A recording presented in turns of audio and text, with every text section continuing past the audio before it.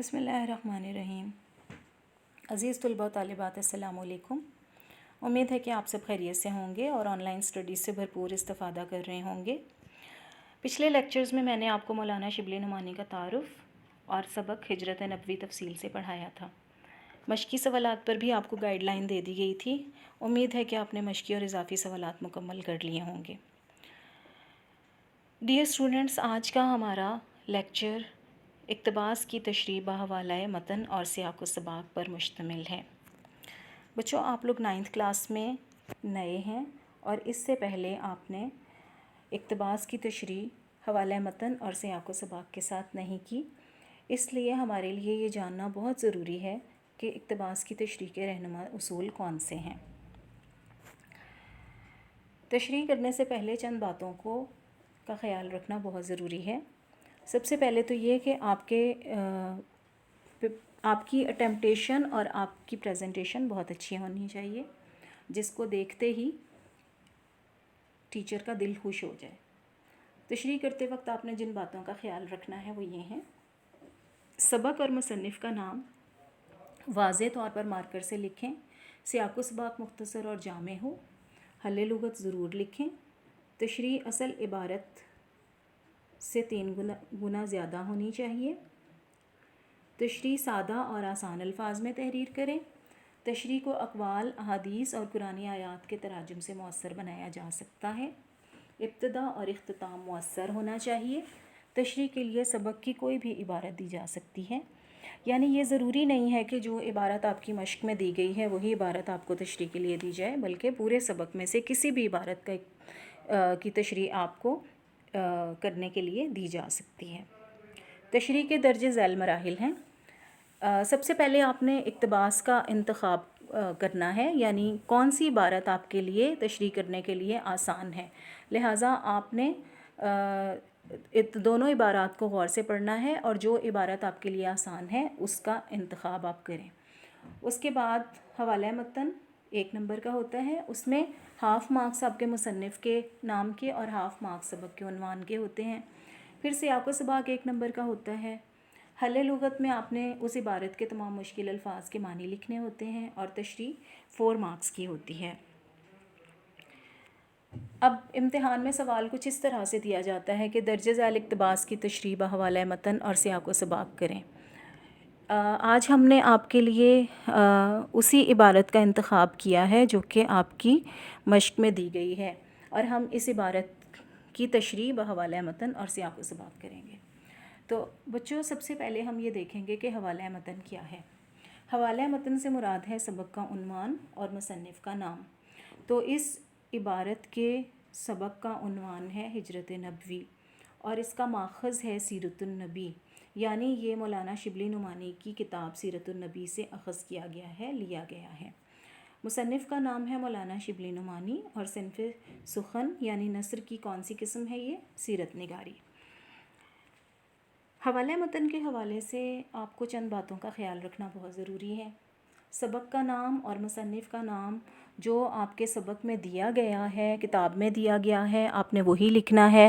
اپنی طرف سے کسی بھی قسم کی تبدیلی کرنے سے آپ کو مارکس نہیں ملیں گے۔ اس کے بعد سیاق و سباق کی طرف آ جائیں۔ سیاق و سباق کی ہیڈنگ دیں اور سب سے پہلے یہ لکھیں کہ عبارت کا موقع محل کیا ہے، یعنی عبارت سبق کے کس حصے سے لی گئی ہے۔ اس کے بعد سیاق و سباق کے بارے میں آپ جانیں کہ سیاق و سباق کیا ہوتا ہے۔ سیاق و سباق سے مراد ہے تشریح طلب عبارت سے پہلے سبق میں کیا بیان کیا گیا ہے اور تشریح طلب عبارت کے بعد کیا بیان کیا گیا ہے۔ تمام اہم نکات مختصر اور جامع انداز میں بیان کر دیے جائیں۔ سیاق و سباق کی طوالت 8 سے 9 سطور سے زیادہ نہیں ہونی چاہیے۔ تشریح طلب عبارت کا ذکر سیاق و سباق میں بالکل نہیں ہونا چاہیے، یعنی تشریح طلب عبارت جو ہوتی ہے اس میں جو بھی حالات و واقعات بیان کیے ہیں ان کا ذکر سیاق و سباق میں بالکل نہیں کرنا۔ اب ایک اور بہت اہم بات کہ اگر سبق کی پہلی یا آخری عبارت کا سیاق و سباق آپ نے لکھنا ہو تو کیسے لکھیں گے؟ تو اگر تشریح طلب عبارت سبق کی پہلی عبارت ہے تو آپ اس میں یہ وضاحت دیں گے کہ یہ سبق کی پہلی عبارت ہے، اور اس کے بعد مصنف نے جو کچھ بیان کیا ہو اسے 8 سے 9 سطور میں تحریر کر دیں. اور اگر تشریح طلب عبارت سبق کی آخری عبارت ہے تو اس کی وضاحت کے ساتھ کہ یہ سبق کی آخری عبارت ہے اور اس سے پہلے مصنف نے جو کچھ بھی بیان کیا ہے اس کو آپ 8 سے 9 سطور میں بیان کر دیں. تو عزیز طلباء و طالبات، یہ تو ہو گیا سیاق و سباق کرنے کا طریقہ. اب ہم تشریح طلب عبارت کا سیاق و سباق دیکھتے ہیں.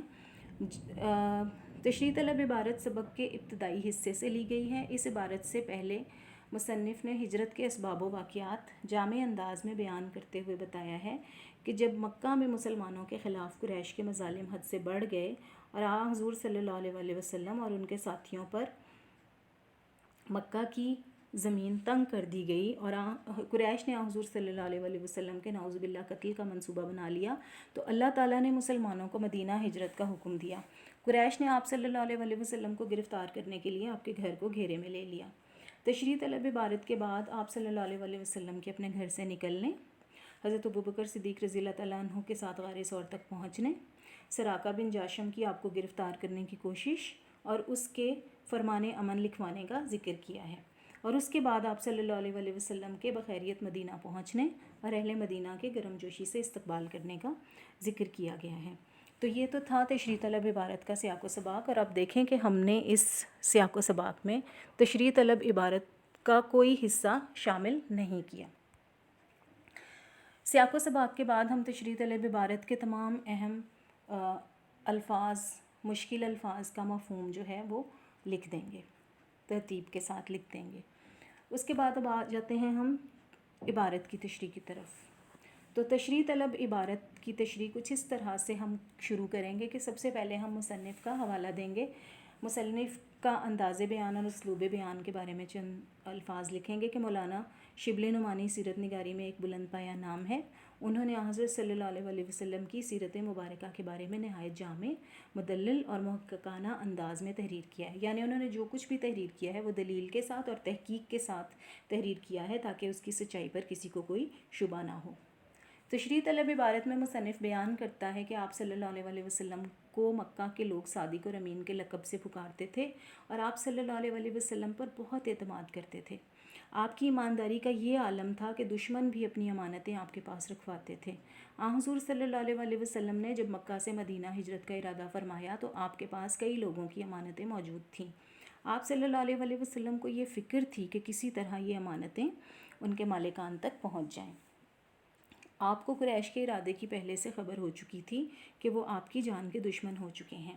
آپ نے حضرت علی کو بلایا جو آپ کے چچا زاد بھائی اور آپ کے داماد یعنی حضرت فاطمہ رضی اللہ تعالیٰ عنہا کے شوہر بھی تھے. آپ نے حضرت علی سے فرمایا کہ مجھے اللہ کی طرف سے ہجرت کا حکم ہو چکا ہے. میں اللہ کے حکم کے مطابق آج مدینہ روانہ ہو جاؤں گا. آپ میرے بستر پر چادر اوڑھ کر سو جائیں. صبح ہوتے ہی سب کی امانتیں واپس کر کے آپ خود بھی مدینہ آ جائیں. حضرت علی کو یہ امانتیں سونپ کر حضور صلی اللہ علیہ وسلم مدینہ کے لیے روانہ ہو گئے. حضرت علی کو خطرے کا احساس تو تھا اور آپ کے بستر مبارک پر سونا خطرے سے خالی نہ تھا کیونکہ اس بستر پر سونے والے کے قتل کا منصوبہ بنایا جا چکا تھا. لیکن جناب امیر کو اس بات کی بالکل پرواہ نہیں تھی، بلکہ ان کے لیے تو یہ بہت خوشی کی بات تھی کہ آپ صلی اللہ علیہ وسلم نے اس کام کے لیے ان کا انتخاب کیا اور آپ کے بستر پر سونا بھی بڑی سعادت تھی. وہ بے فکر ہو کر حضور صلی اللہ علیہ وسلم کے بستر مبارک پر ایسے سوئے جیسے یہ قتل گاہ نہیں بلکہ پھولوں کا فرش یا پھولوں کا بستر ہو. یہ حضرت علی کی رسول خدا سے عقیدت اور محبت کا منہ بولتا ثبوت تھا کہ حضور صلی اللہ علیہ وسلم کی خاطر اگر جان بھی چلی جائے تو کوئی پرواہ نہیں. تو عزیز طلبہ و طالبات، آپ نے دیکھا کہ ہم نے کیسے ایک مختصر سی عبارت کو نہایت وضاحت کے ساتھ تشریح کی صورت میں لکھ دیا. مجھے امید ہے کہ آپ کو ان تمام اصولوں کی سمجھ آ گئی ہوگی جن کو فالو کر کے ہم ایک اچھی تشریح لکھ سکتے ہیں. اب آپ کے لیے ہوم ٹاسک یہ ہے کہ آپ نے مندرجہ ذیل اقتباس کی تشریح جو ہے وہ سیاق و سباق اور حوالہ متن کے ساتھ لکھنی ہے اور اس کے بعد مجھے واٹس ایپ کر دیں تاکہ مجھے اندازہ ہو سکے کہ آپ نے میرے لیکچر کو کس حد تک سمجھا ہے. بہت شکریہ. اللہ حافظ.